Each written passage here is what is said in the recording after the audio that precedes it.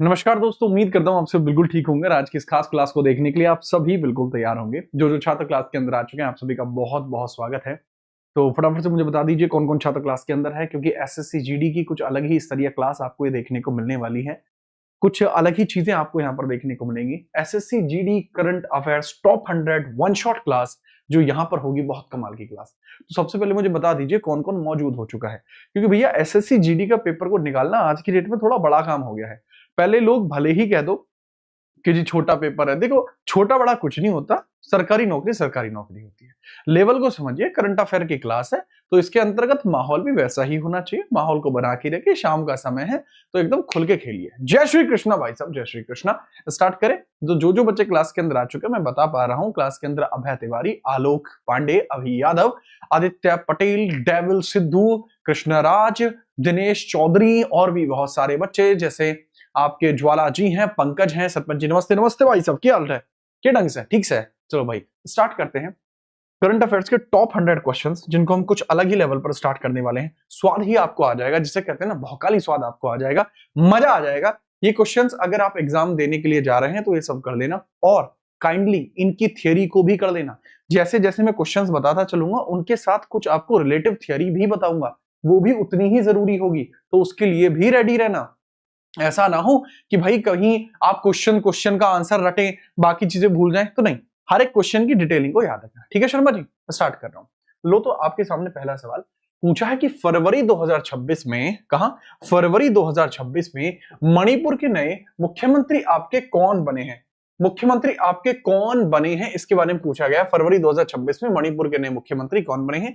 Who will become the new chief minister of Manipur in February 2026? तो बच्चों का कहना होगा कि सर एक बात बताइए, ये फरवरी के सीएम हैं, फरवरी के अंदर बने हैं, तो ये जीडी के लिए क्यों जरूरी हो जाएगा? क्योंकि 24 तारीख से तो पेपर शुरू है। देखो ऑनलाइन एग्जामिनेशन में ऐसा होता है कि कई बार आपको एक महीने पुरानी न्यूज भी पूछ लेते हैं, इस वजह से हम बता रहा हूं। प्लस सवाल आपके पेपर में यह भी बन सकता है कि रिसेंटली मणिपुर के किस सीएम के द्वारा रिजाइन दिया गया था। तो N Biren Singh recently resign करते हैं, इन्होंने रिसेंटली रिजाइन किया है, रिसेंटली रिजाइन इनके द्वारा किया गया है, ठीक है। और अभी यनम खेमचंद सिंह यहां पर अपॉइंट हुए हैं। मणिपुर की बात करता हूं तो यहाँ पे एक नेशनल पार्क है, that is Keibul Lamjao, Lamjao national park आपको यहाँ देखने को मिलता है। लामझाओ नेशनल पार्क है, ठीक है। इसी के ऊपर आपको ये लोकटक लेक के ऊपर है। तो जो लेक है यहाँ पर मणिपुर के अंदर लेक है, लेक कौन सी है? लोकटक आपको देखने को मिल जाएगी।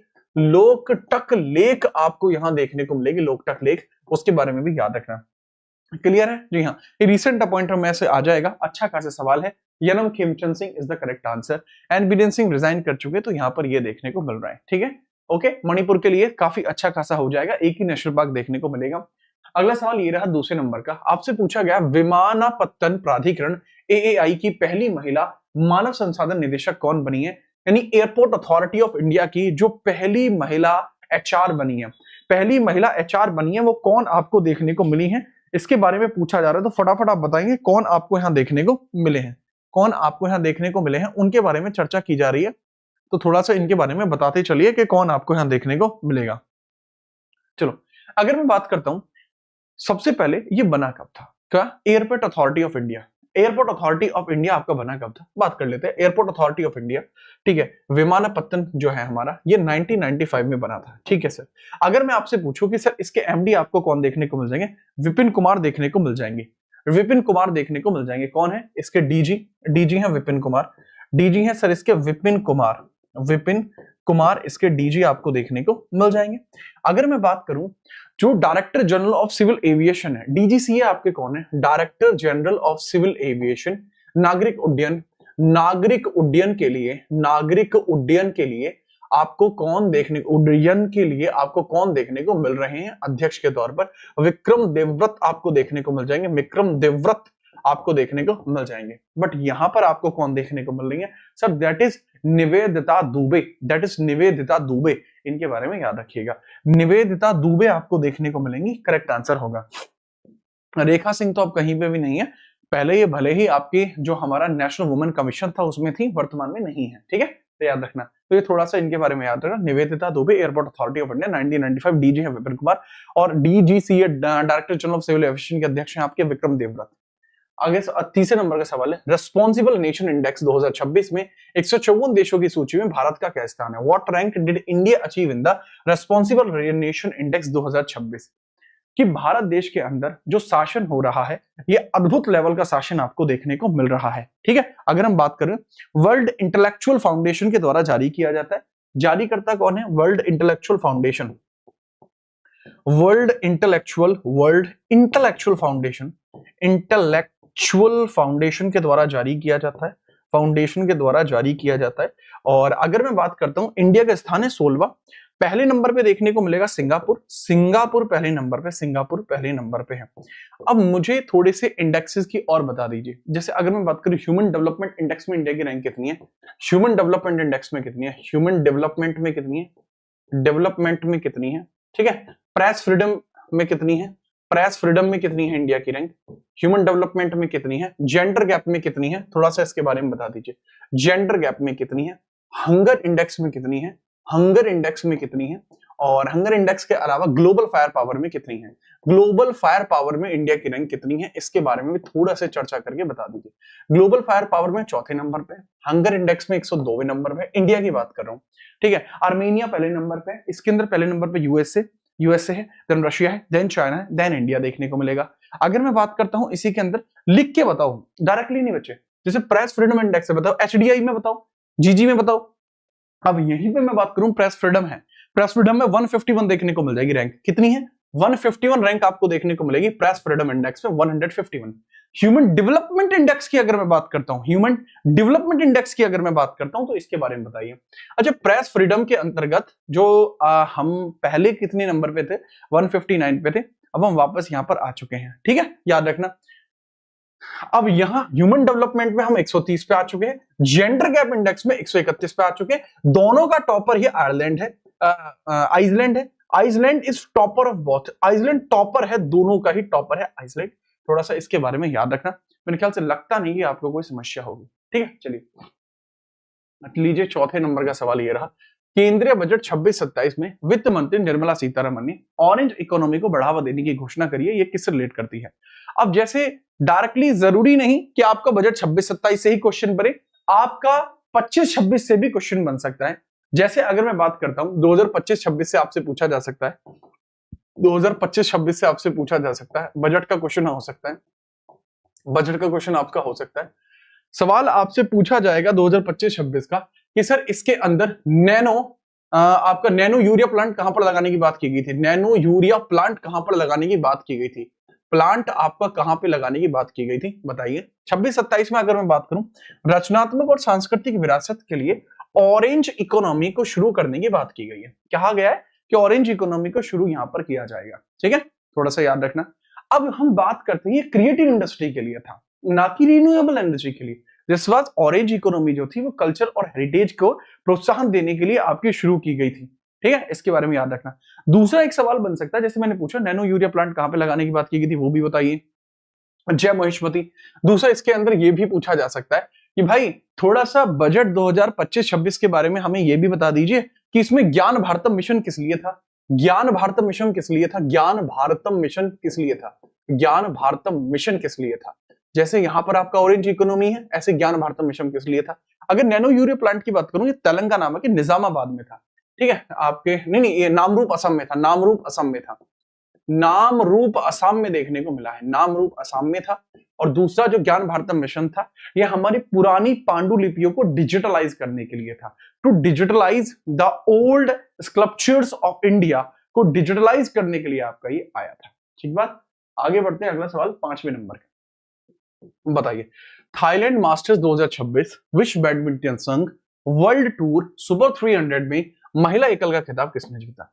अभी रिसेंट में 500 मैच खेलने वाली जो भारतीय शटलर बन चुकी हैं, 500 matches by a Indian shuttler, नाम है इनका क्या, 500 मैच खेले हैं, ऐसी कौन सी इंडियन शटलर आपको देखने को मिल रही हैं? वो है आपकी पीवी संधू। 500 मैचेस इनके द्वारा खेले गए हैं, मैचेस 400 खेले, 500 मैचेस खेले ना शायद इन्होंने, हाँ 500 मैचेस खेले हैं। Devika Sihag is the correct answer. Devika Sihag recently BWF world tour super 300 के अंदर जीती हैं, तो इनके बारे में भी याद रखना। लेकिन 500 मीटर पीवी संधू के द्वारा यहाँ पर 500 मैचेस यहाँ पीवी संधू के द्वारा खेले गए हैं, ठीक है, इसका करेक्ट आंसर होगा देविका सिहाग। इसका करेक्ट आंसर क्या होगा? देविका सिहाग। आगे बढ़िए, छठवां सवाल। विश्व कैंसर दिवस 2026 कब मनाया जाता है? वर्ल्ड कैंसर डे 2026 आपका कब मनाया जाता है? बहुत इंपोर्टेंटली आपको कैंसर के बारे में याद रखना, यूनाइटेड बाय यूनिक इस बार की थीम है। थीम भी बहुत पूछी जाती है, थीम की बात करूं, यूनाइटेड बाय यूनिक थीम है। यूनाइटेड बाय यूनिक इस बार की थीम देखने को मिलती है। अगर मैं बात बताऊं, यहां पर 2 फेब को मनाया जाता है आपका आर्द्र भूमि दिवस। आर्द्र भूमि दिवस आपको देखने को मिलेगा, भूमि दिवस, इसको बोलते हैं वेटलैंड डे मनाया जाता है, वेटलैंड डे मनाया जाता है। रामसर कन्वेंशन हुआ था 2 फेब 1971 में, तब से। अगर हम बात करते हैं 4 फरवरी को मनाया जाता है आपका कैंसर डे। पहले इसकी जो थीम थी क्लोज द केयर गैप थी, अब ये चेंज हो चुकी है। 7वां सवाल है, बताइए फरवरी 2026 में भारत और किस देश के बीच संयुक्त सैन्य अभ्यास खंजर का 13वां संस्करण आपका आयोजित हुआ है? खंजर का 13वां संस्करण आयोजित हुआ है, इसके बारे में बताइए। खंजर का जो 13वां संस्करण है वो किसके साथ आयोजित हुआ है? ठीक है, अब ये कहां पर हुआ है इसके बारे में भी बताते हैं। फटाफट से बताओ। एक एक चीज बहुत क्लियर।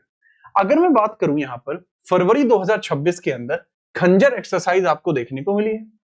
ये कजाकिस्तान है, उज्बेकिस्तान है, किर्गिस्तान है, कहां पे? सर खंजर जो है ये किर्गिस्तान के साथ होती है। किर्गिस्तान के साथ हम खंजर एक्सरसाइज करते हैं, किर्गिस्तान के साथ खंजर एक्सरसाइज की जाती है। काजिंद के पास काजिंद जो की जाती है, काजिंद यहां पर की जाती है, काजिंद, ठीक है। काजिंद किसके साथ होती है? कजाकिस्तान के साथ। काजिंद कजाकिस्तान और इंडिया, इनके बीच में आपको देखने को मिलती है। डस्टलिक देखने को मिलती है उज्बेकिस्तान के साथ, डस्टलिक उज्बेकिस्तान के साथ होती है, डस्टलिक। अब अगर मैं बात बताऊं ये हुई कहां पे? ये हुई कहां पे? सर ये असम के अंदर हुई है, पिशुमुरी में। असम के पिशामरी में आपको देखने को मिली है। पिशुमुरी नाम की एक जगह है, पिशुमुरी नाम की एक जगह है असम में, जहां पर यह आपको देखने को मिलती है। ये कैसी एक्सरसाइज है? सर यह एक्सरसाइज आपको देखने को मिलती है, हमारी आर्मी बेस्ड एक्सरसाइज है, थल सेना एक्सरसाइज देखने को मिलेगी। ठीक है, चलो सर पद्म पुरस्कार बजट पढ़ा दीजिए। ठीक है, हाँ ठीक है बच्चे, दोनों ही चीजें आपको अपलोड हो जाएंगी कल। अगला सवाल ये रहा, 8वें नंबर का सवाल है, ये बताइए आध्यात्मिक गुरु दलाई लामा ने किस एल्बम के लिए 68वें वार्षिक ग्रैमी पुरस्कार में अपना पहला ग्रैमी पुरस्कार जीता है? इनका नाम तो बहुत जगह आ चुका है, ग्रैमी तो फिर भी अलग चीज हो गई। इनका नाम तो वहां भी आ चुका है जहां नहीं आना चाहिए था, इनका नाम वहां भी आ गया जहां इनका नाम नहीं आना चाहिए था। ठीक है, चलो देखो एक और नाम यहां पर आपको देखने को मिलेगा। ग्रैमी अवार्ड्स के अंदर एक अवार्ड्स होता था जो बेस्ट आपका एक अवार्ड दिया जाता था, बेस्ट कंट्री एल्बम को बेस्ट कॉन्टेम्परेरी कंट्री एल्बम कहा जाएगा। यहां पे करेक्ट आंसर है इनका मेडिटेशंस, इसके लिए इनको अवार्ड मिला है। अब ग्रैमी अवार्ड्स में क्या होता है, भारत में पहली बार ग्रैमी किसने जीता था? रविशंकर जी ने जीता था। 5 बार रविशंकर जी ग्रैमी जीते हैं।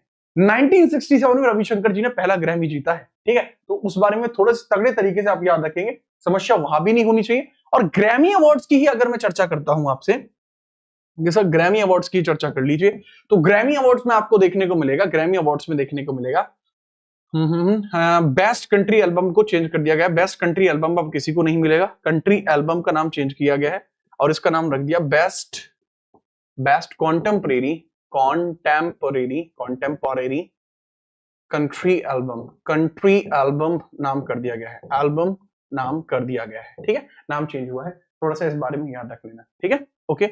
अगला सवाल आपको देखने को मिला, ग्रैमी पुरस्कार के विजेता album of the year Bad Bunny, record of the year Kendrick Lamar SZA, song of the year Billie Eilish, best artist Olivia Dean, best Lady Gaga pop vocal album, Lady Gaga का die with a smile इन्हीं का था।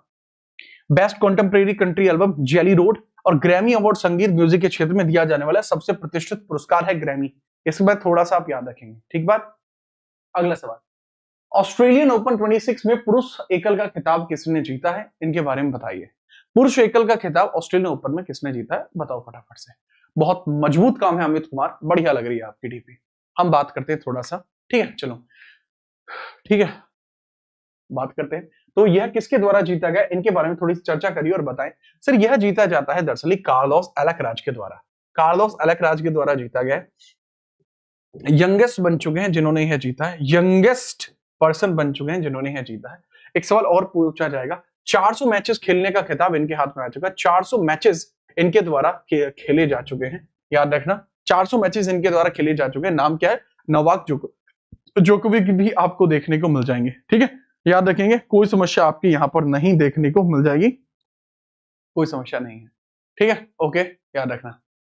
और anabaena women है, women की बात करूंगा तो एनाबीना आपको देखना है, एनाबीना। वोमेन की बात करूंगा आपको एनाबीना रबिका देखने को मिल जाएगी, एनाबीना रबिका, एनाबीना रबिका आपको देखने को मिल जाएंगे। 22 ईयर्स के हैं ये, ठीक है। आगे बात करते हैं, ऑस्ट्रेलियन ओपन 26 में महिला का किसने जीता है? एलेना रेबिकाना, एलेना रेबिकाना ने जीता है, ठीक है। सेम जीता वुमेन में एलेना रेबिकाना आपको देखने को मिल जाएंगे। कजाकिस्तान की है, कहां की है? कजाकिस्तान की है, ठीक है। और यहां पर जो मैंने बताया 400 मैचेस जीतने का रिकॉर्ड है, जीतने का रिकॉर्ड इनके नाम पे है। आगे हम बात करते हैं, लीजिए आगे, वैश्विक सॉफ्ट पावर इंडेक्स में इंडिया की रैंकिंग क्या है? देखो सॉफ्ट पावर इंडेक्स में हमारे यहां सब सॉफ्ट ही हैं, 3-2-5 करते हैं, सब सॉफ्ट है, 3-2-5 3-2-5 जैसी चीजें करते हैं। तो यहां पर याद रखना 32 रैंक रही है सॉफ्ट पावर इंडेक्सिंग में। पहले नंबर पे कौन रहा है? ठीक है, चलिए याद रखना पहले नंबर पे कौन रहा है। पहले नंबर पे इज यूएसए। यूएसए से सॉफ्ट आपको कौन देखने को मिल जाएगा? Soft power index USA topper है, इंडिया 32वें नंबर पे है। 72वीं महिला सीनियर राष्ट्रीय कबड्डी चैंपियनशिप 2026 का खिताब किसके द्वारा जीता गया है? हरियाणा ने जीता है, हरियाणा ने जीता है। और जो खेलो इंडिया विंटर गेम्स का जो पहला जो वो होता है, खेलो इंडिया विंटर गेम्स आपको देखें, अगर हम खेलो इंडिया विंटर गेम्स, खेलो इंडिया विंटर गेम्स की अगर मैं बात करूं, विंटर गेम्स की अगर मैं बात करता हूं, तो इसके बारे में थोड़ा सा बताइए। अच्छा, जो खेलो इंडिया गेम्स 2025 है इसके बारे में बता दो। खेलो इंडिया 2025 के बारे में अगर मैं बात करता हूं, 2025 खेलो इंडिया 2025, इसके बारे में थोड़ी सी चर्चा करूं मैं अगर, तो सर ये इस बार बिहार में हुआ था, राजगीर में, बिहार राजगीर में आपको देखने को मिला है। टेबल टॉपर महाराष्ट्र है। यहां अगर मैं बात करता हूं विंटर गेम्स का, जो फर्स्ट एडिशन है लेह वाला, फर्स्ट एडिशन जो है लेह में हुआ है, ठीक है, फर्स्ट एडिशन लेह में हुआ है, ठीक है, first phase, sorry not edition, पहला फेज, इसको फेज बोलते हैं। जो फर्स्ट फेज आपको देखने को मिला है उसकी मैं बात कर रहा हूं। फर्स्ट फेज जो आपका हुआ है वो कहां हुआ है? लेह में। और जो सेकंड फेज आपको देखने को मिलेगा, सेकंड फेज आपको जो देखने को मिलेगा वो गुलमर्ग में देखने को मिल जाएगा, गुलमर्ग में आपको देखने को मिलेगा। इसका करेक्ट आंसर हरियाणा ही है, हरियाणा ने ही यहां पर जीता है, ठीक है। इसके बारे में भूलेंगे नहीं, याद रखेंगे चीजों को बगैर परेशानी के। ये जरूर पूछा जा सकता है इसमें रनर अप कौन है? Indian railway is runner up, runner up is Indian railway. Runner up की बात करूं, रनर अप की बात करूं तो that is Indian railway, runner up है बच्चे इंडियन रेलवे, आपका रनर अप देखने को मिलेगा, इंडियन रेलवे रनर अप देखने को मिलेगा। थोड़ा सा इस बारे में भी याद रखना, ठीक है। अगला सवाल है ये रहा, अंतरराष्ट्रीय मुद्रा कोष के पहले उप प्रबंधक आपके कौन देखने को मिले? सवाल नंबर कौन सा है ये आपका? 13वें नंबर का सवाल होना चाहिए, 13th नंबर का सवाल आपका होना चाहिए। इंटरनेशनल मॉनेटरी फंड के पहले उप प्रबंधक निदेशक कौन है? यहां पहले कौन था, रिजाइन किसने किया है, ये पूछा जा सकता है, ठीक है। चलिए, जो बिहार में खेलो इंडिया गेम्स हुआ था वो थलापुरी रीजन 7वें नंबर का था, ठीक है। अगर मैं यहां पे बात करता हूं, जो अंतरराष्ट्रीय मुद्रा कोष आईएमएफ है, इसके जो पहले उप प्रबंधक निदेशक, deputy managing director of an intellectual monetary fund में आपको डैनियल कैट्स देखने को मिल जाएंगे, डैनियल कैट्स देखने को मिल जाएंगे, ठीक है। इनको फर्स्ट तो आप नहीं कह सकते, फर्स्ट तो आप इनको नहीं कह सकते, ये देखना वर्तमान में देख लेना, पहला होगा तो करेक्ट आंसर ये नहीं होगा, अपॉइंटेड एज फर्स्ट हटा देना, क्योंकि यहां पहले कौन थी, यहां पहले कौन थी? सर गीता गोपीनाथ थी, यहां पहले गीता गोपीनाथ थी, लेकिन गीता गोपीनाथ ने क्या किया, गीता गोपीनाथ ने रिसेंटली इसमें से रिजाइन कर दिया है, रिजाइन कर दिया है। अभी डब्ल्यूएचओ में से यूएसए ने निकलने के लिए अनाउंस कर दिया है, और साथ में आईएसए में से भी निकलने के लिए अनाउंस कर दिया, इंटरनेशनल सोलर अलायंस से भी अलायंस कर दिया है। 14वां विश्व आर्द्र भूमि दिवस कब मनाया जाता है? Wetland day. One with wetland की अगर मैं बात करता हूं, wetland and traditional knowledge theme है, थीम क्या है? Wetland and traditional knowledge, wetland and traditional knowledge, wetland and traditional knowledge आपको देखने को मिल जाएगी थीम। और बात करें 2 फेब को मनाया जाता है, एक को जो मनाया जाता है आपका वो national coast guard day, national coast guard day, भारतीय तटरक्षक दिवस आपको मनाया जाता है। महाराष्ट्र की पहली उप मुख्यमंत्री के संदर्भ में, पहली उप मुख्यमंत्री के संदर्भ में कथन दिए गए हैं, वो कथन बताइए सही है या नहीं है। सुनेत्रा पवार महाराष्ट्र की पहली महिला उप मुख्यमंत्री बनी है, करेक्ट है। उन्होंने उप मुख्यमंत्री की शपथ लेने से पहले लोकसभा से सदस्यता नहीं है, राज्यसभा से इस्तीफा दिया है, राज्यसभा से इस्तीफा इन्होंने दिया है। करेक्ट आंसर है यह उत्पादन शुल्क की मंत्री बनी है, करेक्ट है। पहला और तीसरा ही करेक्ट आपको देखने को मिलेगा, दूसरा गलत है। अब मेरी बात को समझना, दरअसल एक एमपी की जो पोस्ट होती है ये पोस्ट ऑफ प्रॉफिट होती है।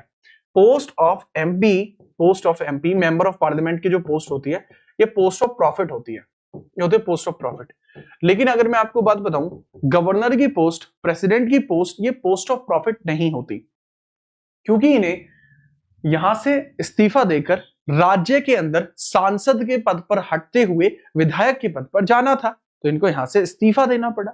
या किस आर्टिकल में लिखा है कि कोई विधायक जो है विधायक होते समय सांसद नहीं हो सकता, या किस आर्टिकल में लिखा हुआ है? सर हमें एक आर्टिकल देखने को मिलता है, आर्टिकल 173, जिसमें बताया गया है कि कोई भी ऐसा विधायक जो है अगर वो पोस्ट ऑफ प्रॉफिट पे है तो वह पद को ग्रहण नहीं कर सकता। ये सवाल था। आगे हम बात करते हैं महाराष्ट्र के बारे में जानकारी। 1 मई 1960 में बना। मुंबई ग्रीष्मकालीन कैपिटल है, नागपुर शीतकालीन है। मुख्यमंत्री देवेंद्र फडणवीस हैं, उप मुख्यमंत्री सुनेत्रा पवार हैं, राज्यपाल आचार्य देवव्रत है। बताइए, नागोबा जात्रा फेस्टिवल आदिवासी त्योहार है, यह कहां मनाया जाता है? सवाल नंबर आपको देखने को मिलता है 16वें नंबर का। नागोबा जात्रा फेस्टिवल है, बहुत फेमस फेस्टिवल है, ठीक है। हाँ भाई, वहां बहुत बड़ी गुल्लक रखी है, ठीक है, फटाफट बताओ।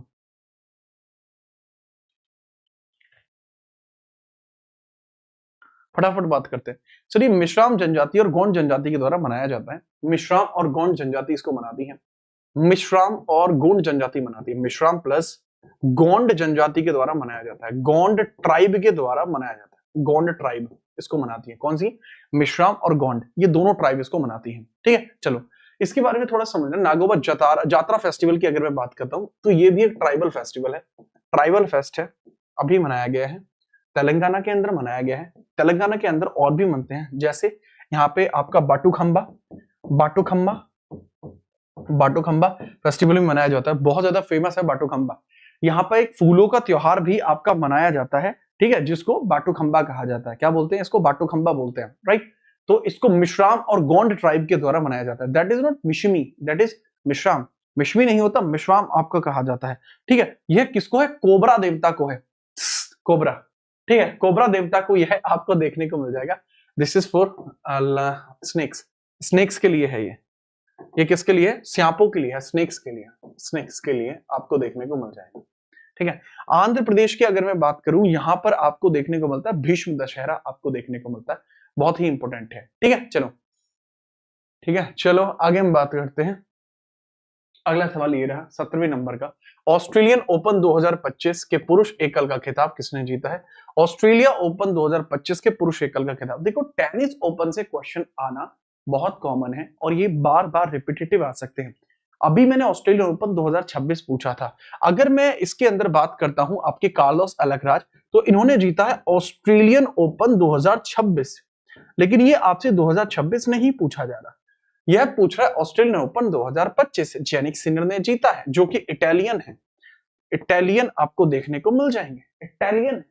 मैं ऐसा करता हूं कि सारे ऑस्ट्रेलियन ओपन ही आपको बता देता हूं, मेरे ख्याल से वो आपके लिए ज्यादा उचित रहेगा। देखो बात को समझना, ऑस्ट्रेलियन ओपन 2025 आपको देखने को मिलता है जेनिक सिनर इटली विनर है, अलेक्जेंडर ज़वेरेव उपविजेता, महिला एकल मेडिसन क्रीज ने जीता है। आगे हम बात करते हैं फ्रेंच ओपन 2025, यह पुरुष एकल कार्लोस ने जीता है, और यहां पर महिला ओपन जो है कोको गॉफ ने जीता है, ठीक है। यह फाइल आपको पीडीएफ आपको हमारे टेलीग्राम चैनल जीतना जीएस पर देखने को मिलेगी, ठीक है। चलो आगे हम बात करते हैं। आगे विंबलडन ओपन सबसे पुराना ओपन आपका यही है, ओल्डेस्ट हिस्ट्री आपको इसी की देखने को मिलती है, और यह मड पर खेला जाता है, मड कोर्ट पर खेला जाता है, टफ कोर्ट पे खेला जाता है। ऑस्ट्रेलियन एंड यूएस ओपन दोनों टफ कोर्ट पे खेले जाते हैं। जेनिक सिनर यहां भी जीतते हैं विंबलडन में, और एगा स्वेतिक यहां पर पोलैंड की तरफ से यहां जीतती है। अमेरिकी ओपन कार्लोस अलकराज और अमांडा अशिनावा आपको देखने को मिल जाएंगे, तो इनके बारे में थोड़ा सा याद रखना, यूएस ओपन के बारे में। नेक्स्ट हम बात करते हैं भारत के 26वें मुख्य चुनाव आयुक्त कौन बने हैं? 26वें मुख्य चुनाव आयुक्त आपको कौन देखने को मिल जाएंगे? ठीक है, चलो 18वें नंबर का सवाल ये रहा, फटाफट बताइए। बैगार उसको बताया निभाना पड़ता है, ये इश्क राज है, इसको छिपाना पड़ता है। तेरे बगैर ही अच्छे थे, क्या मुसीबत है ये, कैसा प्यार है ये, हर दिन जताना पड़ता है। ऐसा अभय तिवारी का कहना है। अभय तिवारी, मुझे लग रहा है कि तुम बहुत छट्टा आशिक हो, तुमने आशिकी की हदों को पार कर दिया। लगता है तुमने इस बार उनके सामने इजहार कर दिया। वाह वाह वाह। 26 इलेक्शन कमिश्नर की बात करता हूं, that is Gyanesh Kumar. Gyanesh Kumar, article है 324, आर्टिकल है 324, जिसके थ्रू आपको अपॉइंट देखने को मिल जाएंगे। अभी एक डेप्यूटी इलेक्शन कमिश्नर भी अपॉइंट किए गए थे। ठीक है, चलो आपने रिसेंटली देखा कि डेप्यूटी इलेक्शन कमिश्नर भी अपॉइंट किए गए थे, डेप्यूटी इलेक्शन कमिश्नर भी आए थे, डेप्यूटी इलेक्शन कमिश्नर भी अभी आपको देखने को मिले, कमिश्नर भी अभी रिसेंट में आपको देखने को मिला, डिप्टी इलेक्शन कमिश्नर भी रिसेंट में आपके देखने को मिले थे। पवन कुमार नाम है, रिसेंट में आए हैं पवन कुमार, देखने को मिलेंगे, पवन पाजी देखने को मिल जाएंगे, पवन कुमार। ठीक है, यहीं पर एक सवाल एक छोटा सा पूछ लेता हूं कि जो पहली बार किस विधानसभा में ईवीएम का प्रयोग किया गया था, किस राज्य की विधानसभा में पहली बार ईवीएम का प्रयोग किया गया, किस राज्य में विधानसभा चुनाव पूरी तरह ईवीएम से हुए, विधानसभा चुनाव पूर्णतः ईवीएम से हुए, पूर्णतः ईवीएम से हुए, ईवीएम द्वारा। आधे बच्चे इसका आंसर गलत करेंगे, मैं शर्त लगा के कह रहा हूं। ठीक है, राम राम देवशीन करेक्ट आंसर है।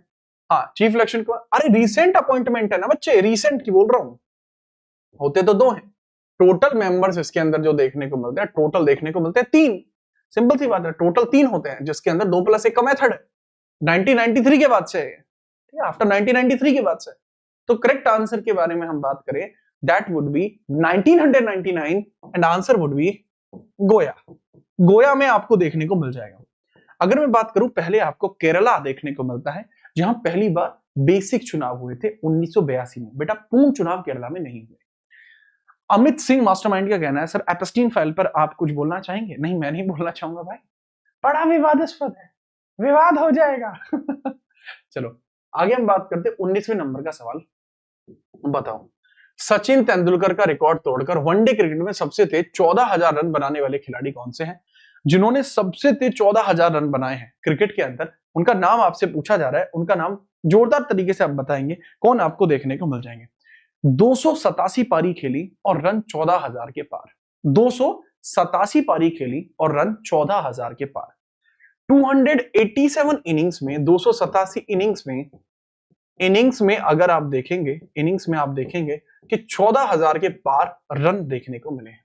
स्कोर कहां पे है भाई जी? 14,000 के पार स्कोर है, ओडीआई क्रिकेट के अंदर है, सरपास करते सचिन तेंदुलकर के रिकॉर्ड को। नाम है विराट कोहली, नाम है विराट कोहली। ठीक है, एक्टिव प्लेयर्स में अभी फिलहाल में यही हैं जो 14,000 के पार पहुंच चुके हैं। ठीक है, इससे पहले सचिन है और कुमार संगकारा है, उसके बाद आपके जर्सी नंबर 18 विराट कोहली उर्फ चीकू, याद रखना। ठीक है, चलो नेक्स्ट अगला सवाल 20वें नंबर का है। ग्लोबल फायर पावर इंडेक्स में इंडिया के रक्षा बजट के मामले में इंडिया कौन से नंबर पे है? रक्षा बजट के मामले में भी हम चौथे नंबर पर ही हैं, चौथे नंबर पर ही हैं, रक्षा बजट के मामले में 4th पर है। पूछा है कि according to global fire power index which country tops? USA top this. Correct answer ये होगा, यूएसए टॉप करती है।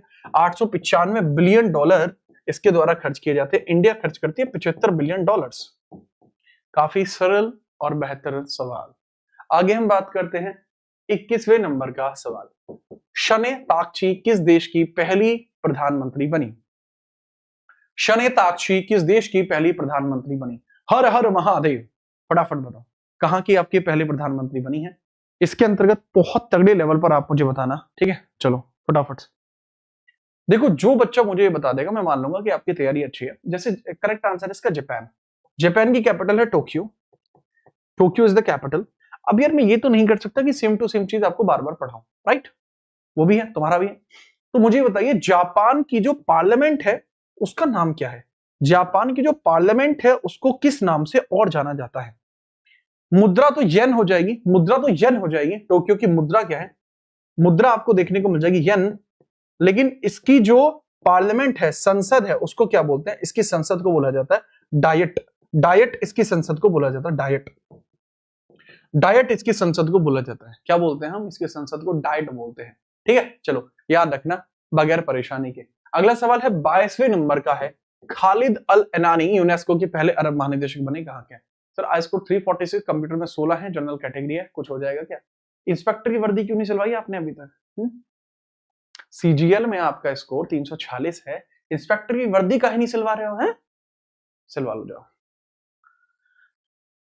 सिलवा लो इंस्पेक्टर की वर्दी। अगर होम डिस्ट्रिक्ट चाहिए तो जब आपको अपना फिल करना हो ना, क्या बोलते हैं उसको, प्रेफरेंस फिल करना हो, तो वो मैं चैनल पे डालूंगा वीडियो प्रेफरेंस फिल करते हुए, अपनी खुद की पुरानी वीडियो डाल दूंगा, तो टेंशन फ्री रहना, अपने प्रेफरेंस फिल कर लेना।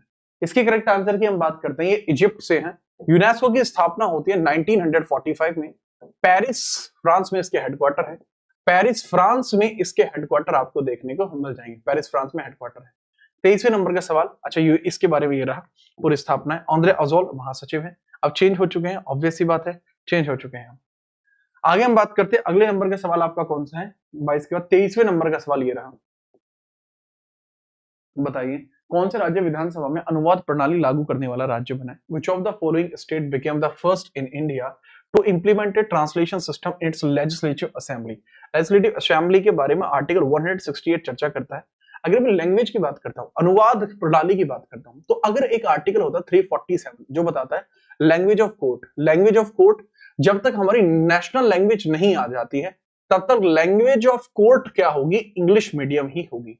तो जो बच्चे कहते हैं ना कोर्ट अंग्रेजी में क्यों बोलता है, कारण है ये, until we do not have a national language till then English will be considered as language of the court। Correct answer की बात करते हैं कि लेजिस्लेटिव असेंबली आर्टिकल 168 के अकॉर्डिंग या उत्तर प्रदेश में देखने को मिलेगी। कहां देखने को मिलेगी भाई जी? उत्तर प्रदेश में आपको देखने को मिलेगी, उत्तर प्रदेश, उम्मीदों का प्रदेश। 24वें नंबर का सवाल जे रहा जी, बताएं जरा जस्टिस सूर्यकांत को भारत का कौन सा मुख्य न्यायाधीश नियुक्त किया गया है? Justice Suryakant become 53rd, 52nd Gavai हैं, आपको देखने को मिलेंगे गवई, और खन्ना साहब आपको देखने को मिल जाएंगे 51 पे। 25 के बाद 24 के बाद 25 का सवाल, इनकी अपॉइंटमेंट जो देखने को मिलती है आर्टिकल 124 का 2, अपॉइंटमेंट जो आपको देखने को मिल जाएगी 124 का 2। आगे हम बात करते हैं 25वां सवाल ये रहा, भारत का पहला एआई यूनिवर्सिटी कहां पर एस्टैब्लिश किया जाएगा? महाराष्ट्र में एआई यूनिवर्सिटी है। पहला एआई टीचर की मैं बात करूं, पहला एआई टीचर केरला में, पहला एआई टीचर की मैं बात करता हूं वो कहां है? केरला में है, teacher that is Kerala.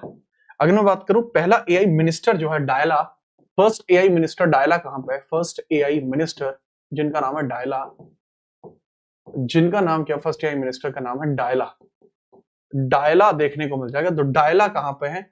Sir Dyala is from Armenia, Armenia में है डायला, और ये करप्शन को निपटने के लिए बनाई गई है। आगे हम बात करते हैं 26वां सवाल, किस राज्य सरकार ने आपातकाल के दौरान जेल गए लोगों को 20,000 मासिक पेंशन देने की घोषणा करी है? आपातकाल कौन सा है बच्चे? 1975 के आपातकाल की बात की जा रही है कि जो 1975 से लेकर 77 के बीच में 25 जून को स्टार्ट की गई नेशनल इमरजेंसी थी।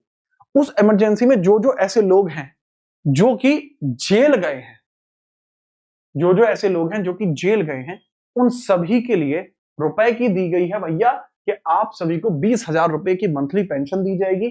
और ये मंथली पेंशन कौन देने वाला है? ओडिशा स्टेट देने वाला है, ओडिशा राज्य देने वाला है। ठीक है, 20,000 monthly pension for those imprison during the emergency, जो इमरजेंसी के दौरान इम्प्रिजन किए गए हैं उनके बारे में पूछा जा रहा है, आप उन्हीं के बारे में बताएंगे। Correct answer would B Odisha. Odisha के अंतर्गत याद रखना थोड़ा सा कि अभी बीजेपी की ही गवर्नमेंट चल रही है, ओडिशा में जो गवर्नमेंट है वो आपको बीजेपी की देखने को मिल रही है। अच्छा खासा हिसाब किताब यहाँ चल रहा है। 1 अप्रैल 1936 में बनता है। कब बनता है ओडिशा? कब बना? उत्कल दिवस होता है 1 अप्रैल। क्यों? क्योंकि 1 अप्रैल 1936 में ओडिशा की स्टैब्लिशमेंट हुई है। अगर मैं ओडिशा के बारे में बात करता हूं तो ओडिशा के सीएम आपको कौन देखने को मिलते हैं? एम मांझी, मोहन चरण मांझी और हरि बाबा कुंभवती आपके यहाँ गवर्नर है। ठीक है, चलिए 27वें नंबर का सवाल है, बताएं जरा जनवरी 25 में राजस्व सचिव के रूप में किसे नियुक्त किया गया है? Who was appointed as a revenue secretary? Revenue secretary आपके कौन अपॉइंट किया गया? संजय मल्होत्रा, आरबीआई गवर्नर है, आरबीआई गवर्नर देखने को मिल जाएंगे।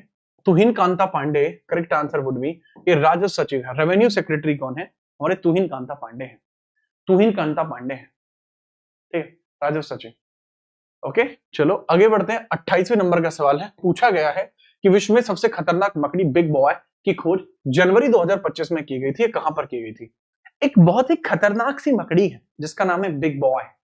बिग बॉय से मुझे याद आता है कि आपके फैटमैन फैटमैन फैटमैन और लिटिल बॉय, ये आपके दो एटम बम याद आते हैं मुझे। ये टेस्ट फायर किस ऑपरेशन के तहत किए गए थे? इनका टेस्ट फायर का नाम क्या था? इनके टेस्ट फायर का नेम क्या था? टेस्ट फायर का नेम क्या था? टेस्ट फायर का नाम क्या था? ये किस ऑपरेशन के तहत बनाए गए थे? ऑपरेशन मैनहट्टन के तहत इनको बनाया था। मैनहट्टन के तहत इनको बनाया गया था, यूएसए ने बनाया था। ये एटम बम है, ये हिरोशिमा पे गिरा, ये नागासाकी पे बना। 1945 की बात है। रॉबर्ट ओपेनहाइमर इन पूरे के पूरे ऑपरेशन के हेड थे। लेकिन अगर मैं सच बताऊं, ये तो ऑस्ट्रेलिया में पाई गई है बिग बॉय, ऑस्ट्रेलिया में बिग बॉय पाई गई है। लेकिन अगर मैं बात करूं, टेस्ट फायर का नाम था ऑपरेशन ट्रिनिटी। ट्रिनिटी ऑपरेशन का नाम था जिसमें इसको टेस्ट फायर किया गया था। ट्रिनिटी ऑपरेशन का नाम था, ट्रिनिटी। ट्रिनिटी था ऑपरेशन का नाम जहां पर इसको टेस्ट फायर किया गया था। Name of the operation was Manhattan, Trinity. Manhattan तो भाई उधर आपको देखने को मिलता है। राम राम भाई, राम राम। 29वां सवाल बताइए, जनवरी 2025 में आजादी के बाद समान नागरिक संहिता लागू करने वाला पहला राज्य कौन बनता है? सर, गोवा के अंदर जो लागू होती है 1962 में। रीजन क्या है, क्यों नहीं मानते हम गोवा को पहला? क्योंकि यहाँ 1869 से लागू है, जो पुर्तगाल के द्वारा ही लागू कर दी गई थी। यूनिफॉर्म सिविल कोड, सभी के लिए कानून समान रहेगा। आप किसी भी जाति धर्म कहीं से भी बिलोंग करो, मैटर नहीं करता। अब उत्तराखंड लागू करने वाला है जनवरी 2025 में। जनवरी 2025 में इसको उत्तराखंड ने लागू किया है। उत्तराखंड के अंदर आपको देखने को मिलते हैं अपने चीता आदमी, आपको देखने को मिल जाएंगे। ये इनका नाम आपका है पुष्कर सिंह धामी। ये खटीमा से चुनाव लड़ने के लिए खड़े हुए और खटीमा में ही चुनाव खाट पे ही हार गए, ठीक है। उसके बावजूद भी हार के जीतने वाले को बाजीगर के साथ साथ ये भी कहा जाता है। आगे हम बात करते हैं 30वें नंबर का सवाल। बताइए, जनवरी 2025 में किन खिलाड़ियों को मेजर ध्यानचंद खेल रत्न पुरस्कार से सम्मानित किया जा रहा है? आपके मनु भाकर, डी गुकेश, हरमनप्रीत, प्रवीण कुमार, ठीक है, याद रखना। मेजर ध्यानचंद खेल रत्न अवार्ड 1991 से शुरू हुआ था। 2021 में इसका नाम मेजर ध्यानचंद पड़ा। पहले इसका नाम राजीव गांधी खेल रत्न पुरस्कार था। 25 लाख रुपए इसमें मिलते हैं, ठीक है, खेल के फील्ड में दिया जाता है। 31वें नंबर का सवाल, 25वें इंटरनेशनल भारतीय film academy award IIFA 2025, IIFA 2025 award के बारे में पूछा जा रहा है कि इसके अंदर बेस्ट पिक्चर आपको कौन देखने को मिलेगी? ठीक है, चलिए फटाफट बताओ, बेस्ट पिक्चर आपको कौन सी देखने को मिलेगी, कहां पर हुआ था, इवेंट का नाम क्या है? सर, इवेंट का नाम है बेसिकली जो है international film fair academy. International film academy आपको देखने को मिल जाएगा, इसका नाम इंटरनेशनल फिल्म एकेडमी, इसका नाम आपको देखने को मिल जाएगा। यह आपको देखने को मिला है जयपुर के अंदर, यह आपको देखने को मिला है जयपुर के अंदर, आपको देखने को मिला है। पॉइंट आता है लापता लेडीज, बेस्ट इसमें बेस्ट मूवी रही है लापता लेडीज, बेस्ट मूवीज में रही है। एक्टर की मैं बात करूं, एक्टर कि सर फिर एक्टर कौन रहा है? मूवी तो आपने बता दी, एक्टर भी बता दीजिए। एक्टर के बारे में भी चर्चा कर लेते हैं। सर, कार्तिक आर्यन रहे भूल भुलैया के लिए। एक्ट्रेस जो रही है नितांशी गोयल, नितांशी गोयल एक्ट्रेस है। This is Nitanshi, Nitanshi Goyal actress है। इनको मिला है अवार्ड बेस्ट एक्ट्रेस का, ठीक है, याद रखना। चलिए, ये भी आपको दिख गया है। जयपुर राजस्थान में 25 हुआ था। Laapataa lady is best, actor Kartik Aaryan, actress Nitanshi है, डायरेक्टर किरण राव है, और best performance in negative role Raghav Juyal है। किल मूवी के लिए इनको अवार्ड मिला है। अगला सवाल ये रहा आपका 32वें नंबर का सवाल है, बताइए, नेशनल कैडेट कोर जो बनता है जुलाई 1948 में, पूछा है कि नए डीजी किसे नियुक्त किया गया? Who has been appointed as new DG? ठीक है, अल्बेनिया होगा। अल्बेनिया ही तो बोला है मैंने, अर्मेनिया बोलते हैं, अल्बेनिया है। जो बेस्ट एआई मिनिस्टर है जिसका नाम डायला है, वो अल्बेनिया है, अल्बेनिया। याद रखिएगा, अल्बेनिया देखने को मिलेंगे। इसमें आप याद रखेंगे वीरेंद्र वत्स, वीरेंद्र वत्स जी के बारे में याद रखना, ठीक है, याद रखना फटाफट से।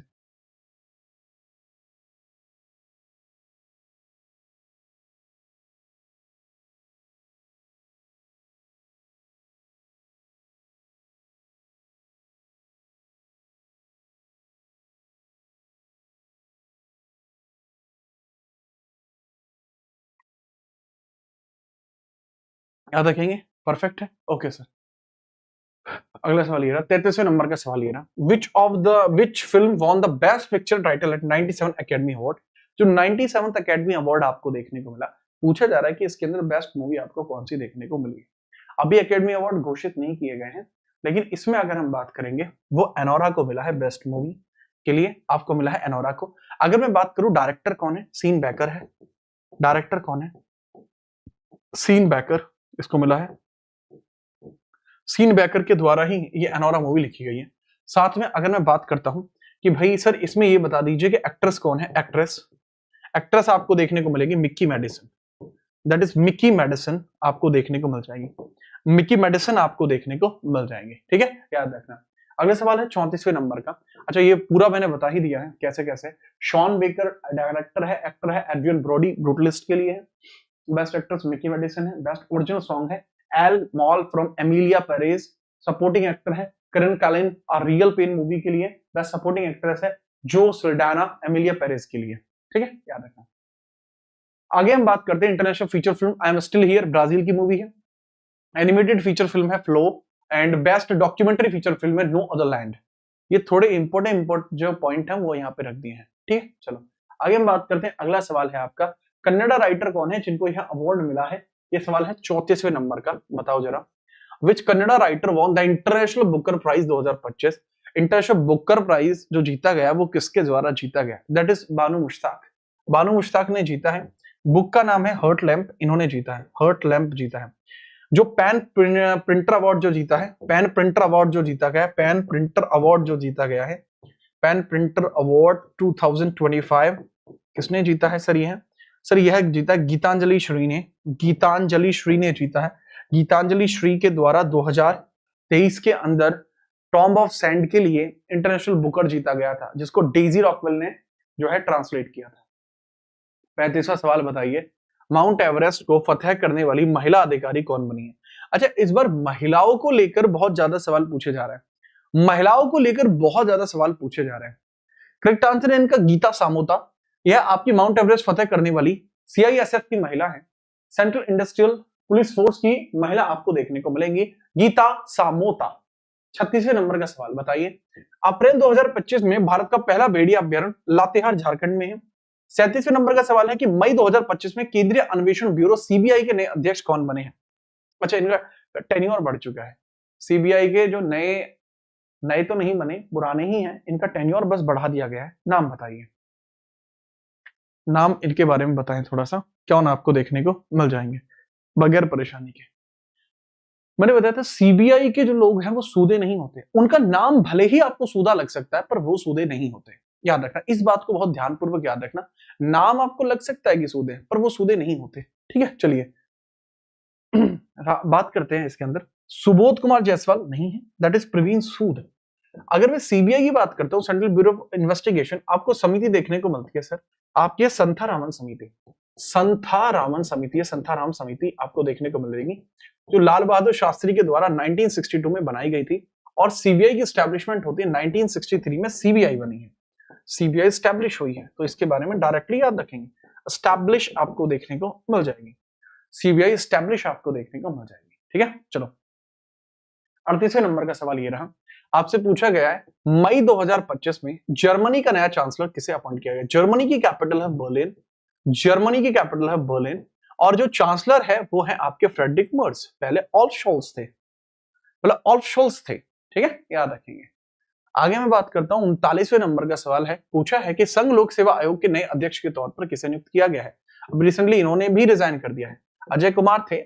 आर्टिकल 315 के थ्रू इनका अपॉइंटमेंट होता है। अपॉइंट कौन करता है? Appoint by president, appoint by president appoint करते हैं।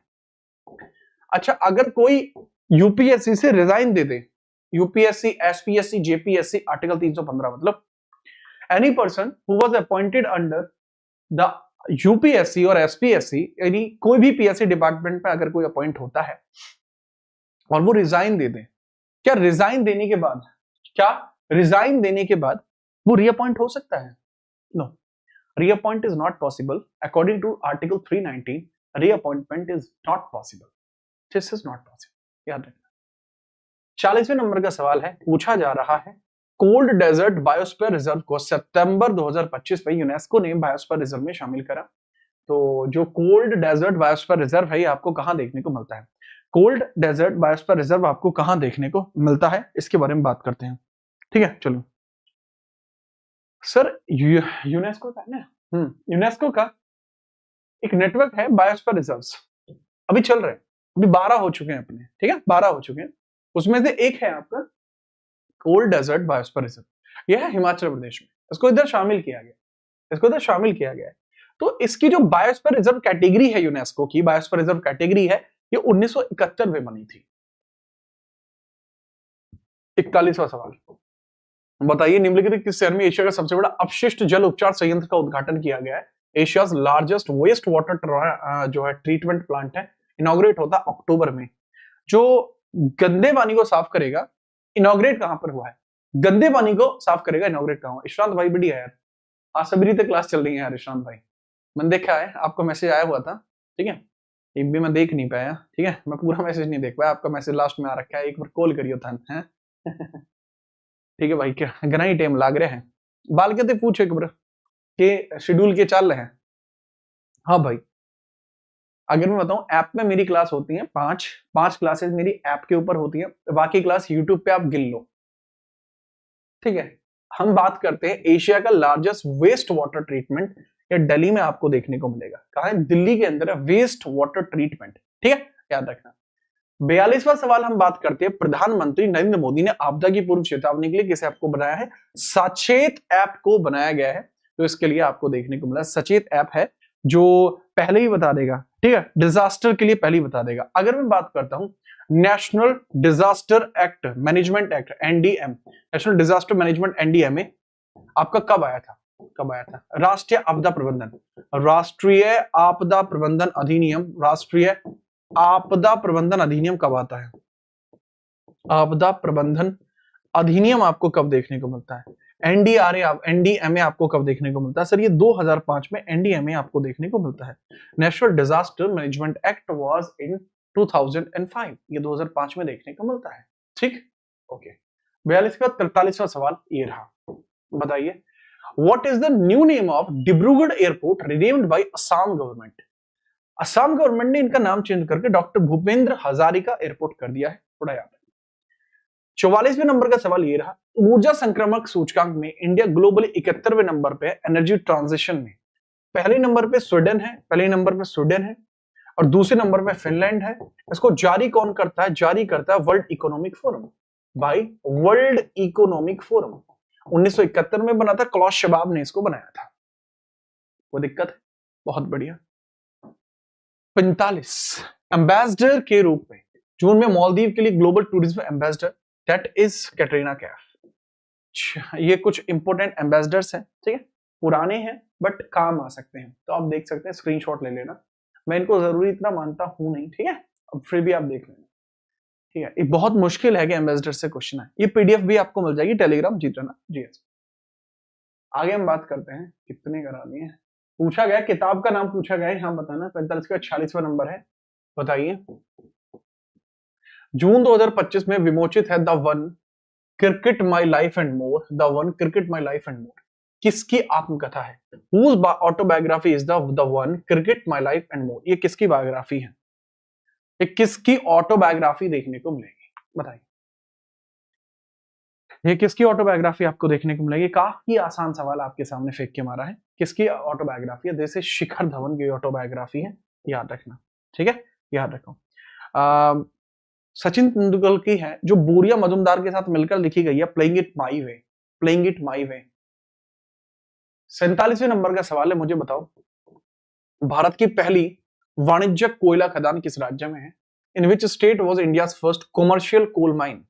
कोल माइन को भी अभी रिसेंट में कमर्शियल करने की चर्चा कर दी गई है कि कोल माइंस भी कमर्शियल हो जाएंगी, इस बारे में ताबड़तोड़ चर्चाएं चल रही हैं। चर्चा चल रही है अरुणाचल में कि हम इसको पूर्णतः कमर्शियल कर देंगे, अरुणाचल प्रदेश में यह चर्चा है कि वी विल कमर्शियलाइज दिस, हम इसको कमर्शियल कर देंगे, ठीक। अच्छे खासे तौर पर आप इसके बारे में याद रखेंगे, कोई समस्या बाकी है नहीं, ठीक है, याद रखना कोई समस्या आपकी है नहीं।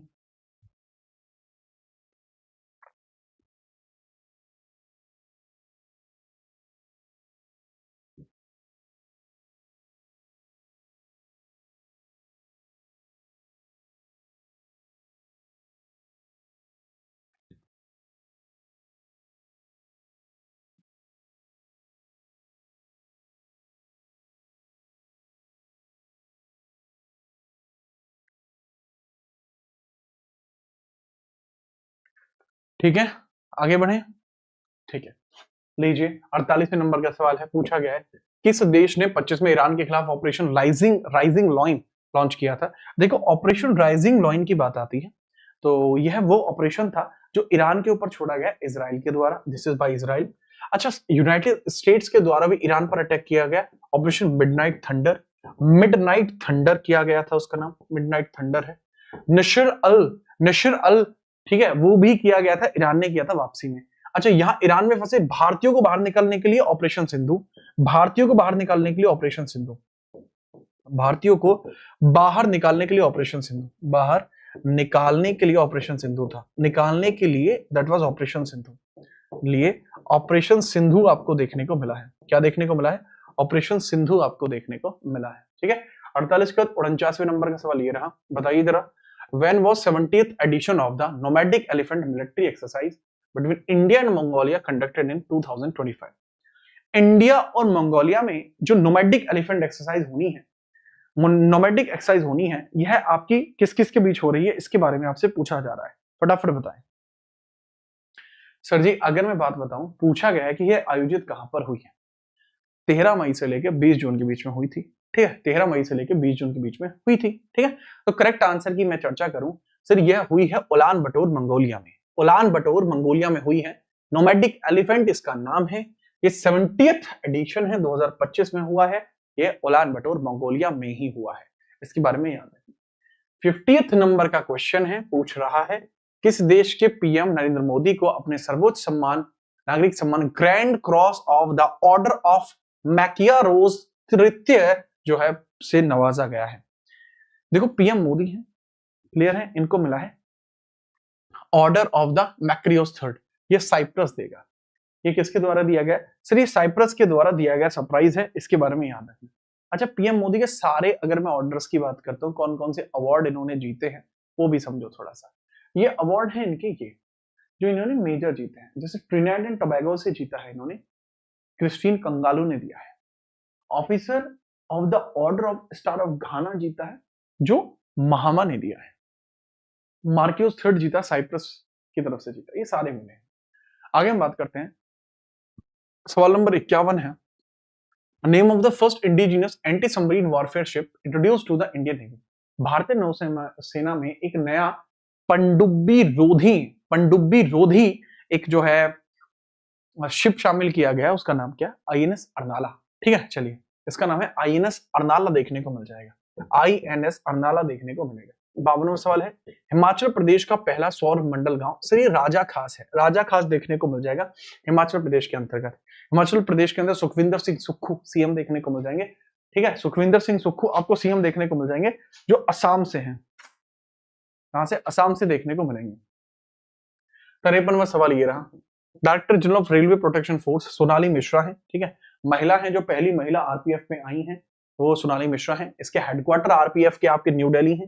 हेडक्वार्टर क्या है? न्यू दिल्ली हेडक्वार्टर आपको देखने को मिल जाएंगे, न्यू दिल्ली हेडक्वार्टर आपको देखने को मिलेंगे रेलवे प्रोटेक्शन फोर्स के अंदर। इसमें थोड़ा सा आप याद रखना कि भाई ये तो चलो ठीक है सर, याद रख लेंगे। एस्टेब्लिशमेंट कब होती है? 20th सितंबर 1985, 1985 में इसकी स्थापना होती है, 1985 में स्थापना होती है। ठीक है, इनके बारे में थोड़ा सा याद रखें। 53 के बाद 54वें नंबर का सवाल बताइए, किस भारतीय तेज गेंदबाज ने दक्षिण अफ्रीका, इंग्लैंड, न्यूजीलैंड और ऑस्ट्रेलिया में 150 टेस्ट विकेट लेकर पहला एशियन गेंदबाज बनने का रिकॉर्ड बनाया है? पहला एशियन जो है बल्लेबाज बनने का रिकॉर्ड इन्होंने बनाया है। करेक्ट आंसर है जसप्रीत बुमराह। जसप्रीत बुमराह आपको देखने को मिलेंगे, correct answer would be Jasprit Bumrah, पहले एशियन है जिन्होंने 150 विकेट यहां पर झटके हैं। ठीक है, याद रखें। 55वां सवाल बताएं, मिजोरम और गोवा के बाद, देखो मिजोरम वो था जिसने अपने आप को कहा कि हम 98.2% लिटरेट है, 98.2% लिटरेट है। इसका मतलब क्या हुआ? अब हमारे एजुकेशन मिनिस्ट्री की गाइडलाइन कितनी है? एजुकेशन मिनिस्ट्री कहती है कि अगर कोई 95% लिटरेट है, अगर कोई 95% लिटरेट तो वो 100% है। तो इसी बेसिस पे मिजोरम ने पहले अपने आप को 100% घोषित किया, फिर गोवा ने 100% घोषित किया। इसके बाद आपको देखने को मिल जाएगा त्रिपुरा ने भी अपने आप को 100% घोषित किया। केरला अपने आप को डिजिटली लिटरेट बता रही है, डिजिटली लिटरेट बता रही है, डिजिटली लिटरेट बता रही है कि हम डिजिटली लिटरेट हैं, सबसे बेहतरीन वाले लिटरेट है अपन, ऐसा कहना है। ठीक है, चलो 56वें नंबर का सवाल ये है, बताइए जरा, किस राज्य ने 2025 में स्कूली बच्चों की माताओं को 15,000 रुपए की सहायता के लिए थल्ली की वंदनम योजना शुरू करी है? सर, महिलाओं को 15,000 रुपए की फाइनेंशियल एड दी जाएगी। एक तरीके से देखा जाए तो ये इनडायरेक्ट रिश्वत है बट क्या कर सकते हैं, ठीक है। या आंध्र प्रदेश में यहाँ पर आपको पार्टी देखने को मिलेगी, आपकी जो पार्टी आपको यहाँ देखने को मिलेगी तेलुगु देशम पार्टी है। सीएम आपको देखने को मिल जाएंगे आपके एन चंद्रबाबू नायडू, सबसे अमीर सीएम भी यही है, सबसे अमीर सीएम भी यही है। 57वां सवाल पूछा, मिस वर्ल्ड 25 का खिताब सर ये ओपल सुजाता चोंगस्तरे के द्वारा जीता गया है। शी इज फ्रॉम थाईलैंड, जिनके द्वारा यह अवार्ड जीता गया है। शी इज फ्रॉम थाईलैंड, जिनके द्वारा यह अवार्ड जीता गया है। ये हुआ भी मिस वर्ल्ड ये थाईलैंड में ही हुआ था और थाईलैंड के द्वारा ही इसको जीत लिया गया है। ये मिस वर्ल्ड है ना कि मिसेस वर्ल्ड, थोड़ा सा याद रखना। 58वें नंबर का सवाल है, इंदिरा गांधी राष्ट्रीय मुक्त यूनिवर्सिटी इग्नू की पहली प्रोफेसर आपको उमा कांजीलाल आपको देखने को मिल जाएंगी। उमा कांजीलाल आपको देखने को मिल जाएंगे। अगला सवाल है 59वें नंबर का, न्यायमूर्ति संजीव सचदेवा। देखो, अगर आप सच बोलते हैं तो आप बिचौलिया नहीं हो सकते, राइट? या सच बोलते हैं तो हो सकता है आपको डायरेक्टली बिचौलिया बना ले, है ना, ये भी है। 60वें नंबर का सवाल बताते हैं, किस विरोध का, धार्मिक विरोध को रोकने के लिए किस राज्य ने भारत का पहला बेअदबी विरोध पारित किया है? पंजाब ने किया है। ये किस लिए किया, ताकि रिलीजियस हार्मोनी बनी रहे। दूसरा, अभी इन्होंने यहाँ पर रविदास जी, ठीक है, रविदास जी के नाम पर एयरपोर्ट भी लॉन्च किया, लुधियाना में रविदास एयरपोर्ट भी आया है। रविदास जी एयरपोर्ट भी अभी कहां देखने को मिल जाएगा? रविदास जी एयरपोर्ट आपको देखने को मिलेगा लुधियाना में देखने को मिल जाएगा, ठीक है। तो ये भी थोड़ा सा याद रखना। ऑपरेशन प्रहार भी इन्होंने शुरू किया। 61वें नंबर की बात करते हैं, यूपीआई अपनाने वाला दुनिया का 8वां पहला Caribbean country Trinidad and Tobago है। फर्स्ट अगर हम बोलते तो वह भूटान होता जो पहला कंट्री बनता। यूरोप में अगर मैं बात करता हूं, यूरोप में पहला होता वो फ्रांस होता। यूरोप में पहला फ्रांस आपको देखने को मिल जाता। यूरोप में पहला कौन सा? फ्रांस देखने को मिल जाता। 62 की बात करते हैं, किस पूर्व इंटरनेशनल बुकर प्राइज को पेन ट्रांसलेट अवार्ड मिला है? सर यह गीतांजलि श्री को मिला है, गीतांजलि श्री को मिला है। थोड़ा सा इनके बारे में याद रखना। यहाँ सुधा मूर्ति जो है, सुधा मूर्ति काफी अच्छी राइटर है, सुधा मूर्ति, ठीक है। सुधा मूर्ति ने लिखी है वो द शेड्स ऑफ ऑनियन है, द साइड्स ऑफ ऑनियन करके है, लेयर्स ऑफ ऑनियन करके इनकी किताब है। भानु मुश्ताक हर्टलैब इस बार का Booker prize, international Booker prize इन्होंने जीता है, ठीक है। चलो, दीपा भास्ती ट्रांसलेटर है, भानु मुश्ताक के लिए ट्रांसलेटर है, ट्रांसलेटर है हर्ट लैंप की ट्रांसलेटर है, ठीक है, याद रखना। 63वें नंबर का सवाल ये रहा, 66वें अंतरराष्ट्रीय गणित ओलंपियाड में भारत कौन से स्थान है? भारत का स्थान थला फॉर ए रीजन, मेडल भी थला फॉर ए रीजन हुई कहां पे थी? साउथ कोरिया में देखने को मिली है, साउथ कोरिया में देखने को मिली है, ठीक है, याद रखना। ओके, कोई समस्या है? कोई समस्या नहीं होनी चाहिए मेरे ख्याल से। आगे हम बात करते हैं, लीजिए 63 के बाद 64वें नंबर का सवाल है, एक दिन में एक सड़क योजना किस यूटी के अंदर एक दिन में एक सड़क योजना है? अब ये समझ में नहीं आ रहा है तोड़वाएंगे या बनवाएंगे, क्योंकि मैं अभी फिलहाल में दिल्ली में हूं, ठीक है, वर्तमान में मैं दिल्ली में हूं और मैं देखता हूं कि जिस भी दिन मैं घर से बाहर निकलता हूं तो मुझे एक सड़क टूटी पाती है।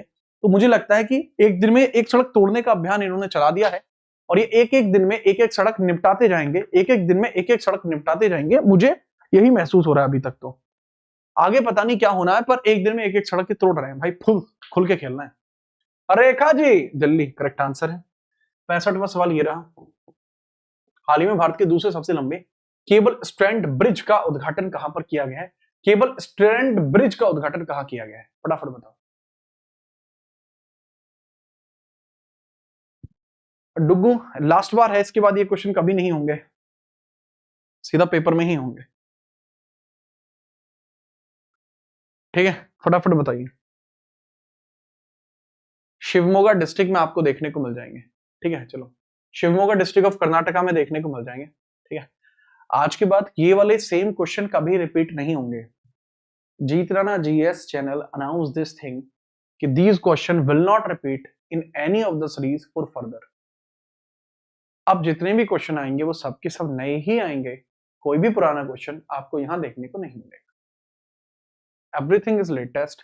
2026 में मैंने बहुत परिवर्तन लेकर आया हूं और बहुत परिवर्तन के बाद ये एक लास्ट खेप बची हुई थी, ठीक है, जो बच गई थी, ठीक है, क्योंकि ये आपकी 12 महीने की मैराथन में भी आगे थे, यहां पर भी हल्के से मिक्स हो गए, बट आज ये आगे के बाद ये नहीं।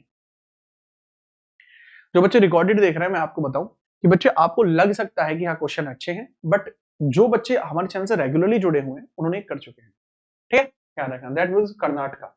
66वें नंबर का सवाल है, आपसे पूछा जा रहा है 25वां संघाई एससीओ जो शिखर सम्मेलन है वह आपका कहां पर हुआ है? सर तियानजिंग चाइना में हुआ है, तियानजिंग चाइना में हुआ है।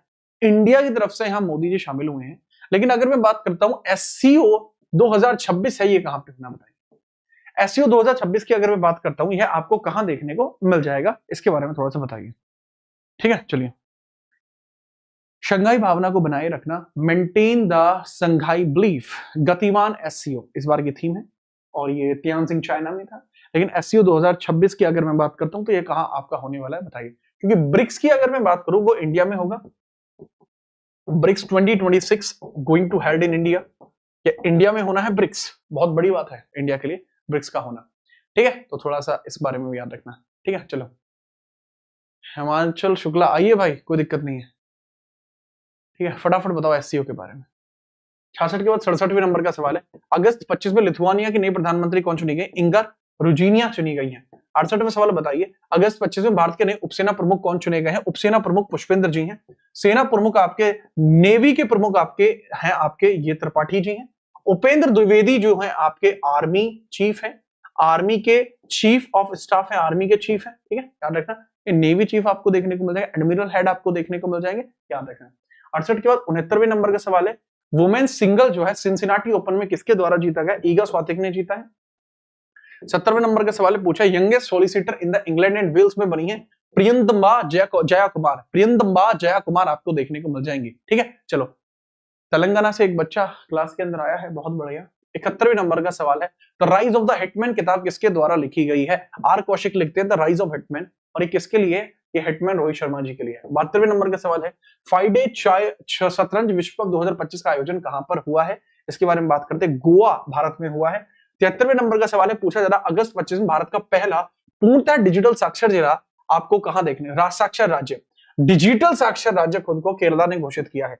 अगर नॉर्मल साक्षर होता तो गोवा भी है, मिजोरम भी है, त्रिपुरा भी है, लेकिन अगर हम बात करें डिजिटली साक्षर की बात की जा रही है तो वो केवल और केवल केरला के अंदर आपकी की जा रही है, तो थोड़ा सा इस बारे में याद रखना, कोई समस्या इसमें होनी नहीं चाहिए। 74वां सवाल बताइए, आईएमडी विश्व प्रतिस्पर्धात्मक सूचकांक के अंदर इंडिया की रैंक 41 है। पहली रैंक आपको देखने को मिल जाएगी सिंगापुर की, फर्स्ट रैंक आपको देखने को मिल जाएगी सिंगापुर की, आपको देखने को मिल जाएगी, पहली रैंक सिंगापुर की आपको देखने को मिल जाएगी, ठीक है, याद रखना। नेक्स्ट हम बात करते हैं 75वां नंबर का सवाल है, बताइए 2023 के लिए 55वां दादा साहब फाल्के पुरस्कार किसने जीता है? मोहनलाल जी के द्वारा जीता गया है। क्षेत्र, अच्छा, यह पूरा दादा साहब फाल्के अवार्ड के बारे में चर्चा कर दी गई है, दादा साहब फाल्के अवार्ड कैसे कैसे हैं, ठीक है। चलो देखो, यह क्या है? ये भारतीय सिनेमा का सर्वोच्च सम्मान है, पहला पॉइंट। इसका पर्पस क्या है? Recognize life time contribution to Indian cinema, भारतीय सिनेमा में आजीवन योगदान के लिए ये होता है।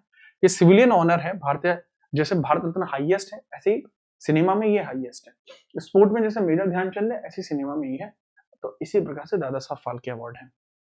नेक्स्ट हम बात करते हैं 1969 में बना था दादा साहब फाल्के की 100वीं जयंती पर। ये दादा साहब फाल्के वो व्यक्ति हैं जिन्होंने हरिश्चंद्र, राजा हरिश्चंद्र, जो पहली हमारी म्यूट मूवी थी उसको बनाया था, ठीक है, याद रखना। आगे हम बात करते हैं जो पहले रिसिपिएंट हैं उसके, देविका रानी है, इनको कहा जाता है first lady of Indian cinema, Devika Rani इनको कहा जाता है। 1984 में सत्यजीत रे को मिला था, प्रसिद्ध फिल्म निर्माता और निर्देशक है। 87 में राज कपूर जी को मिला था, अभिनेता है। 1989 में लता मंगेशकर जी को मिला था। 92 में भूपेन हजारिका जी को मिला था। 94 में दिलीप कुमार जी को मिला था। 95 में राजकुमार जी को, 2000 में आशा भोसले जी को, ठीक है, याद रखना, तो इंपोर्टेंट है। सितंबर 2025 के अंदर अगर पूछा जाए तो एआई जो डायला है वो कहां की है? अल्बेनिया की है, मैंने अर्मेनिया बोल दिया था शायद पहले, अल्बेनिया से आपको देखने को मिलेंगे, ठीक है, करेक्ट। ये सवाल आपका कौन से नंबर का था? 76वें नंबर का सवाल था।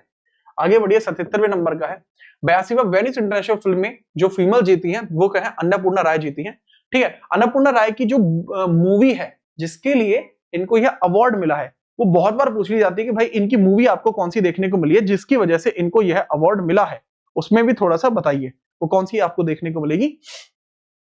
Song of the forgotten trees, song of the forgotten trees आपको देखने को मिल जाएंगे। Song of the forgotten trees, forgotten trees आपको देखने को मिल जाएंगे। ठीक है, याद रखना। 78वें नंबर का सवाल ये रहा, बताइए जरा, किसने 70वें फिल्म फेयर अवार्ड में सर्वश्रेष्ठ फिल्म का अवार्ड जीता है? सर याद रखना, लापता लेडीज के द्वारा यह जीता गया है। 89वां सवाल है, सितंबर 25 में थाईलैंड के नए प्रधानमंत्री कौन बने? अनुतिक चारनीवी कुल देखने को मिली है। करेक्ट आंसर था 79। 80वें नंबर का सवाल ये रहा, पूछा है कि दिलीप ट्रॉफी का 62वां संस्करण सेंट्रल जोन के द्वारा जीता गया है और इन्होंने साउथ जोन को हराया है। सेंट्रल जोन के द्वारा जीता गया है और इनके द्वारा किसको हराया गया है? इन्होंने साउथ जोन को हराया है। ठीक है, 62वां संस्करण था, 62वां संस्करण था, साउथ जोन इसमें रनर अप रहा है।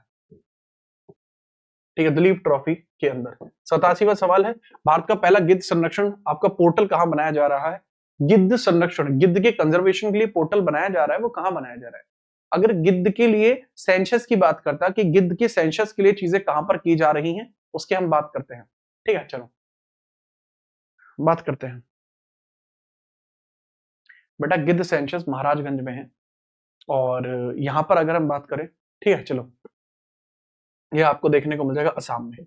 अच्छा एक बात यहाँ पर बहुत अच्छी बताऊं मैं आपको, जैसे बहुत सारे बच्चे हैं, मैं यार अपना एक सब्जेक्ट फ्री करना चाहता हूं आगामी एसएससी एग्जाम्स के लिए, एसएससी 2025 के सीजीएल एग्जाम के लिए और सीएचएसएल एग्जाम के लिए, जो टॉप लेवल एग्जाम है, सीजीएल ही मानो, इसके लिए मैं अपना एक पूरा सब्जेक्ट फ्री करना चाहता हूं यूट्यूब पे, रिकॉर्डेड फॉर्मेट में फ्री डालूंगा।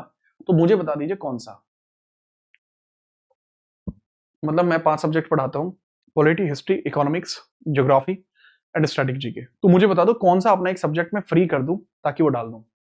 बहुत सारे बच्चे पूछते हैं कि सर अब ऐसा क्यों? क्योंकि यार मेरा यही ऑब्जेक्टिव है, स्टैटिक जीके। फटाफट बता दो कौन सा सब्जेक्ट।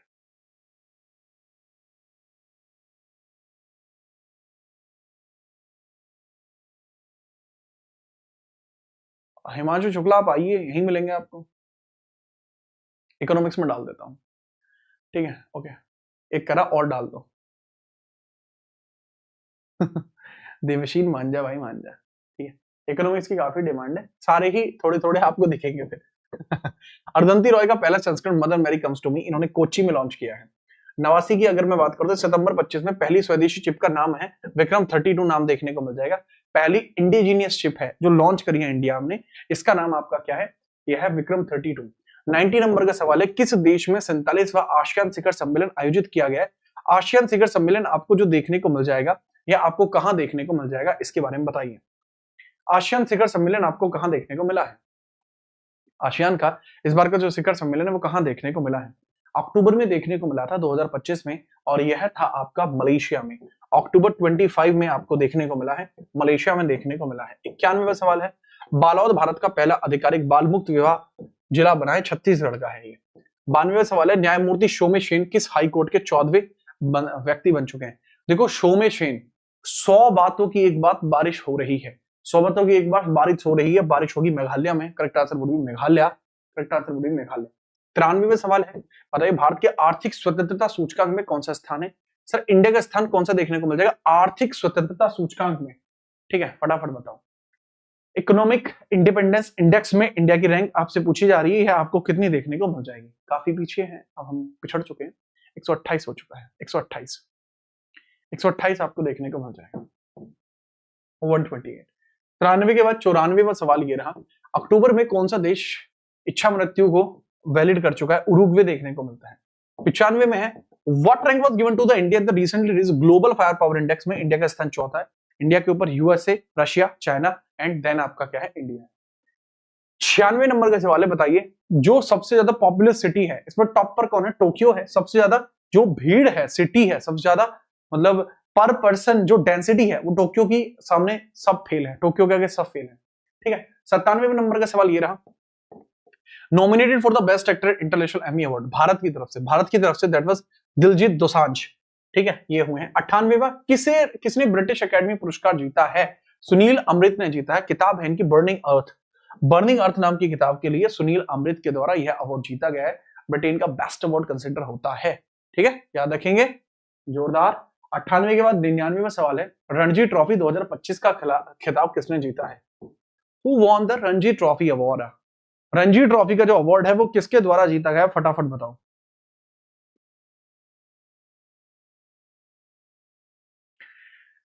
सर इस अवार्ड को जीता है विदर्भ ने, इस अवार्ड को जीता है विदर्भ ने, और केरला को इन्होंने हराया था, केरला को इन्होंने हराया था।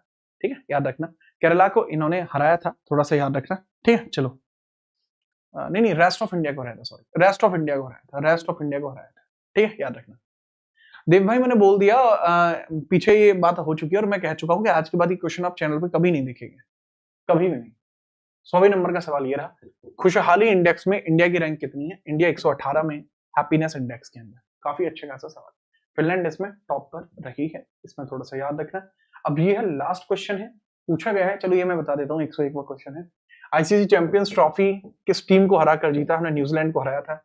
चैंपियंस ट्रॉफी के बारे में, पूरा आईसीसी के बारे में बता दिया है, थोड़ा याद रखना। ये आपके लिए होमवर्क क्वेश्चन है, होमवर्क। ये हुई कहां पर थी, इसके जो है लीडर कौन है?